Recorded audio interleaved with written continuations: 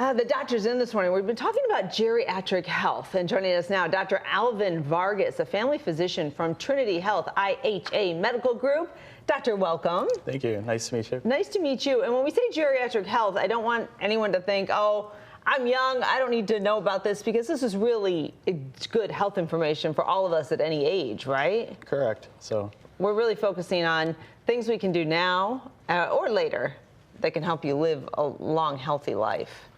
Absolutely. So there's different ways in which we can continue aging healthy and successfully. A lot of the focus that I tend to do is focus on three main pillars, which is physical health, cognitive or brain health, as well as social health. And in terms of physical health, that includes just keeping active with moving every day, also just proper nutrition, getting enough sleep, and then also going to those doctor's appointments regularly. In terms of brain health, cognitive health, I think it's good to just keep your brain active by doing mind-stimulating activities, whether it's reading, crossword puzzles, word searches. And then in terms of social health, continuing to stay engaged and active in the community, whether it's at family functions or at your local church. Older adults tend to be at more risk for social isolation and loneliness, and I do think it is good to kind of help address that by keeping them active socially. Years ago, I talked to doctors, researchers who were looking at centenarians, and they said one of the most important aspects of good health as you age is having a sense of purpose. How important is that? I think it's very important. So a lot of our older adults that are still pretty independent, they have that sense of purpose. They're still able to participate fully and have that fulfillment in accomplishing certain things in their daily life, whether in other words, a reason to get out of bed in the morning, right? Correct. Get dressed not and do all those necessarily things. sitting at home all day, but having that time to spend with family or attend even their grandkids' soccer games. I think that's even a small sense of purpose as well. Let's talk about living independent. The goal always to stay in your home and live independently as long as possible? It varies from person to person, and so that's what I recommend, having that discussion with your children or loved ones early on with healthcare goals, and if the goal is to remain as independent as possible throughout your life, to have that plan in place so that there are extra caregivers or assistance needed to provide that support for you as you age.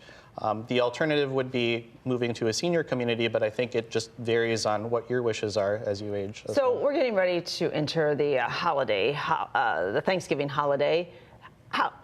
Is that a conversation you should have with your aging parents or family members? Do you say, is there a questionnaire, or what do you see? You just say, how do you see yourself living as you get into older age? It's a tough conversation to have, but I think it's an honest one to have also. Thanksgiving, I know, can sometimes be a little bit of a tough situation to discuss some of those topics, but if you find an area or a time that you're both comfortable to discuss that, I think that would be best. Okay, so what are the tricks to maintaining independence in your own home? Is it creating the right environment? Is it making sure, for example, if you have a lot of steps in the house, making sure that you can handle those steps?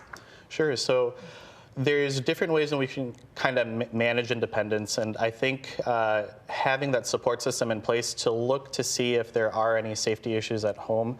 One of the main areas in your home that you're more risk to fall is your kitchen as well as your bathroom, and I think just making sure that there's no loose rugs on the floor, that there are grab bars in place, especially if there are mobility issues present, and then ensuring that everything is well lit in those common pathways. And that is something that is good to talk about at Thanksgiving. That's not going to necessarily be a big bummer for the Thanksgiving meal, is just to say, hey, let's look around and make sure that you're not going to trip.